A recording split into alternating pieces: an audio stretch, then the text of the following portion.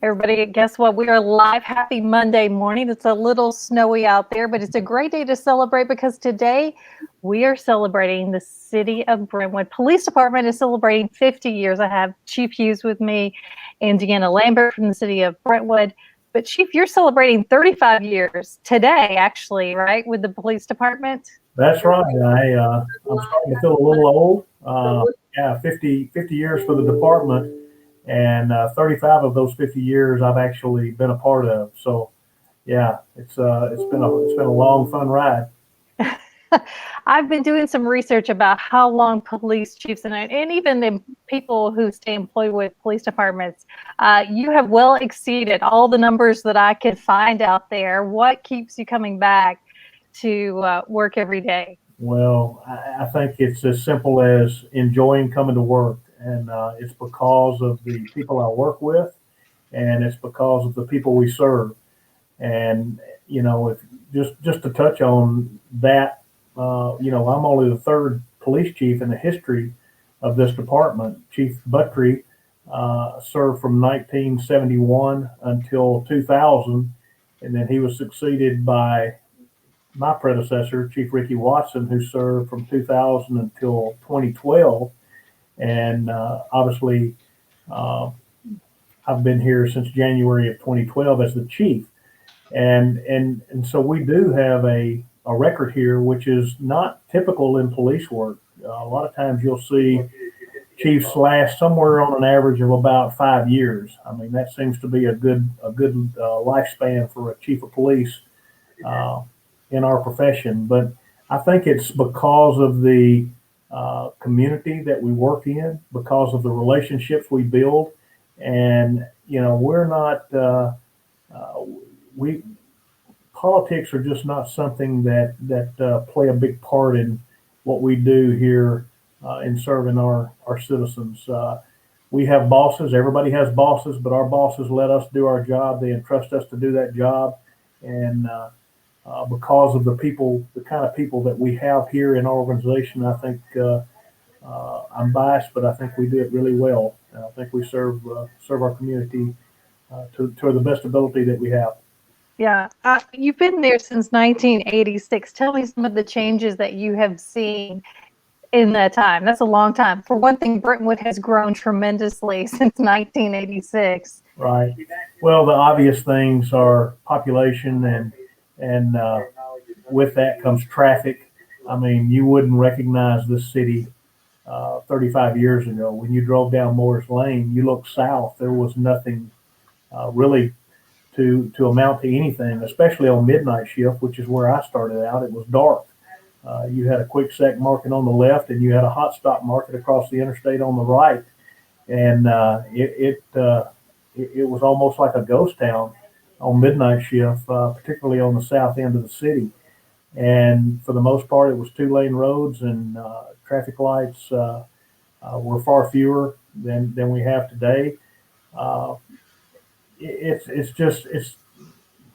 cliche, but it's night and day difference compared to what it was then compared to what it is now. Yeah, what would you say? I know you mentioned traffic, but what would you say was the other biggest change that's happened in the last 35 years? Well, for our profession, it's technology. I mean, we didn't have computers back in those days. I mean, uh, we showed up and we jumped in a patrol car and we had our pad and pens, and we went to work. Today, it's all about technology with computers and cell phones, and uh, it's just a totally different way of policing, if you will, as a profession. And so, if you put me back in a patrol car today, I would have a hard time functioning because I'm old school. And so, as I've progressed and moved on from patrol and moved into the administrative side of policing, I know how to manage and supervise, but all of that technology stuff, I'm a little bit lost when you look at the capabilities of what officers have available to them today.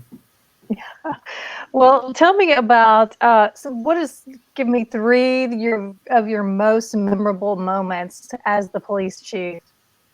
Well, as the police chief or as my in my 35-year career. Well, we can take both. We'll take both. I know there's been a lot of big events that have happened in Brentwood. Not many, thank goodness. But Sure. Well, I mean, unfortunately, the things that come to mind that stand out to me are the things that you hope never happens in your community. I mean, obviously, in 2002, when we had the bank robbery on Franklin Road, we had two of our officers that were shot on that day. One of them was seriously injured.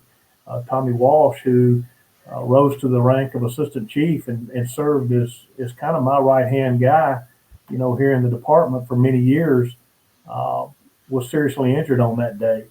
That was a very traumatic event for all of us, because even though we have a little bit of everything that occurs in Brentwood, we don't typically have those types of events, fortunately, here in Brentwood, and so it was significant. That led to some changes within our organization that made us better. We didn't have AR-15s, we didn't have rifles for every officer in 2002, and as a result of that incident, one thing good that came out of that was the public stepped up and funded rifles for every police officer. So that's the kind of community we work for. I mean, they have always been supportive. Today is a perfect example of that. This outpouring of support and love that we're feeling today on our 50th anniversary is just one more example of that. The other obvious event that comes to mind is Destin Legaza's death, which did happen under my tenure as chief, just June of last year. And that's one of those events that you would never anticipate, and an event that you would hope would never happen to any department anywhere, but unfortunately it does. And you see it happen in other organizations and other departments, and you never really think that it'll happen to you in your department. But on that day, unfortunately, it did. And so we will forever be reminded of that day in June, and we'll try to continue to honor the memory of Destin Legaza and our service to the community going forward as a result of having lost him on that day. Yeah, so I was fortunate enough to see the procession as it came by City Hall, and it was amazing to see the community come out and support of that event. Talking about you've got the new headquarters that'll be opening really soon. Tell me what that's going to mean to the department. It's going to be a tremendous event for us as a department, but it's also going to be something that's going to help us to serve the community better. This is not necessarily our department; it's the citizens department. It's all of our department. I think the biggest thing I would point to is that it's going to be in the geographical center of the city, which is going to allow us to hopefully improve our response times to everyone throughout the city. Right now, here we're pigeonholed on the furthest north part of the city, and when we leave the department at any given time, we have to go east or west on Maryland Way. I mean, that's how we start our patrol responses. In the new facility, in this location on Heritage Way, we'll have easier access to obviously Concord Road, but Wilson Pike north and south, Franklin Road north and south, and I-65 north and south, and that'll help us more easily access Moore's Lane and even the areas that we currently have easier access to here on the north side of the city. Yeah. Deanna, you were just telling me before we got started, there's going to be several events about the opening of the new headquarters. Can you tell us about that? Yes, definitely, Donna. And before we get to that, I would just like to encourage everyone to go to the Brentwood Police Facebook page today. We are putting a lot of wonderful information out there today about the 50th anniversary. We have some interviews with the first chief, Howard Buttry, on there talking about the good old days and how vehicles the first police car he purchased was $2,200. So you'll learn all kinds of wonderful facts on there. Later this week, we're also going to have a little sneak preview of inside the police headquarters. So I was able to go visit there a couple of weeks ago. So we'll team up with Chief and our city manager, Kirk Bednar, kind of walking through there. So we'll give a glimpse to the community about that. But of course, like Chief Hughes said, this is the community's building. And so we want to make sure that the community is part of the celebration. Now, part of the challenge is that we're in this COVID pandemic. So, of course, we're watching the numbers. We're watching what happens every day, but we're also planning. And at this point, it will be a virtual invitation to the community. So you will be able to attend the day's events just like this via Facebook, and you'll be right there celebrating with us. So it will be a very small, in-person, intimate event, but then we will be offering virtual tours of the building so you can tour it at your leisure. And then probably later on in the year, or hopefully by next year, we'll be inviting people, more into the building as the pandemic ends, hopefully. Yeah, I can't wait to see it. I fortunately was there for the groundbreaking, and that was an amazing time. That was so fun to see everyone there and the excitement that everyone felt when that day happened. So I can't wait to see when the doors are actually open. Yeah, it's going to be exciting. Donna, I'll just point out, you asked me about the building, and a couple of things that we'll have in that building that we currently do not have in the existing space that we occupy is we'll have an indoor firing range. And so currently, if we have to shoot, if we train, we have to go to someone else's facility, and we have to get on their schedule, and it's not always easy. So having this indoor range will allow us to literally have access to train 24/7, 365 days a year. We'll also have a virtual simulator, a firearm simulator, which where if you're shooting live rounds in a range, you're working on proficiency, but in a firearm simulator, you're focused more on the decision making, the shoot, don't shoot scenarios. And so I think that is something that is really going to be beneficial to our officers to be able to train in that type of scenario. It'll really make us better police officers all the way around. And also, we're going to have the community room there, which we can host, citizen groups. We can have our Citizens Police Academy. We can have our neighborhood watch programs. I think there's all kind of opportunities there for us to continue to partner with the citizens of Brentwood. Yeah. Well, talking about celebrating, how will you guys be celebrating today? I've already seen some pictures. You got a great balloon arch going in front of the city hall. What else is planned for today? Well, I think there's some surprises coming that we're not even aware of. This was really something that was promoted and put together by folks within the community, and they have made sure that all of our shifts are fed today. So we have food coming in that's being catered in. Breakfast was brought in this morning. I know they're providing lunch, and then they're also providing dinner this afternoon. I know that we're going to be doing some interviews. We got some retirees coming by. Chief Watson will be here. Assistant Chief Tommy Walsh will be here.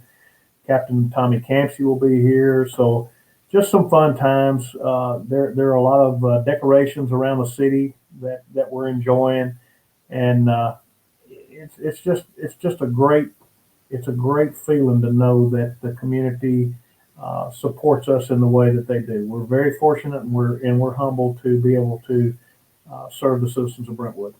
Yeah. So have you guys had the chance to see all of them? I've seen a few posted on social media. Have you seen all the community? I've seen pictures. Our folks have been out riding around taking pictures. I personally haven't been able to travel around the city. I hit the ground running this morning with the staff meeting and just trying to take care of all the things that we've got on the schedule. But I have shared in the pictures that have been going around. And Donna, we'd love to invite the community that if they want to be a part of today's celebration, we know it's hard because of COVID and we have to social distance and things like that. But we welcome you to post some messages for our officers on our Facebook page, on Instagram. You can learn more about the police simulator that Chief Hughes was talking about on our YouTube page. And so we invite you to be a part of the celebration as well by joining us there on our social media pages. And I believe Puffy Muffin in town is selling some awesome Brentwood police cookies. And the best part about that is the proceeds will go to help those traveling during police week. Right, Chief? Absolutely. We're planning to go to the Police Memorial Week in Washington, D.C. in May of this year. And obviously that's going to cost a pretty substantial amount of money to send our officers up there. And we also are wanting to take the immediate family, Destin's wife and his mother and father and his brother. So I know that funds from the cookies and I know the donations that have been coming in from the community will go to offset the cost of that. So we're tremendously excited about that. And we're excited about, going to the Police Memorial Week and honoring Destin Legazin. And that's furthering the healing process for us and the family as well. Right. Well, so here you go. You can get a sweet treat, support your police department, maybe take a picture and post it on your social media and show everybody. Absolutely. Absolutely. All right. Is there one last thing you want to tell the community before we go about the police department? Yeah, I mean, I'm very honored to lead this department, but it's not me. It's the people that make up this department. They don't work for me. We work together, and we're so proud of this new police facility that we'll be moving into.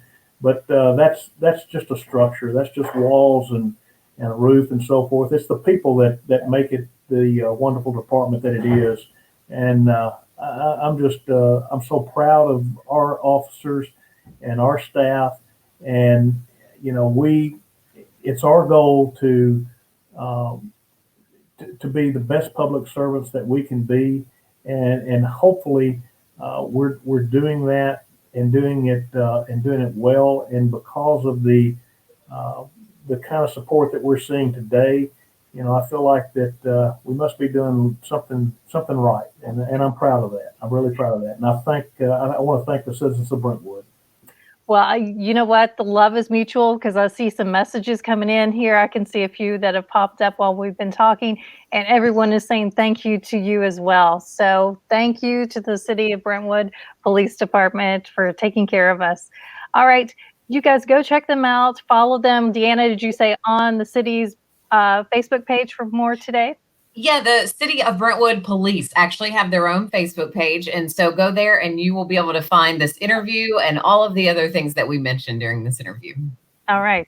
Thank you guys so much. Thanks for coming today. We will see you soon. Bye, everybody. Bye-bye. Thank you.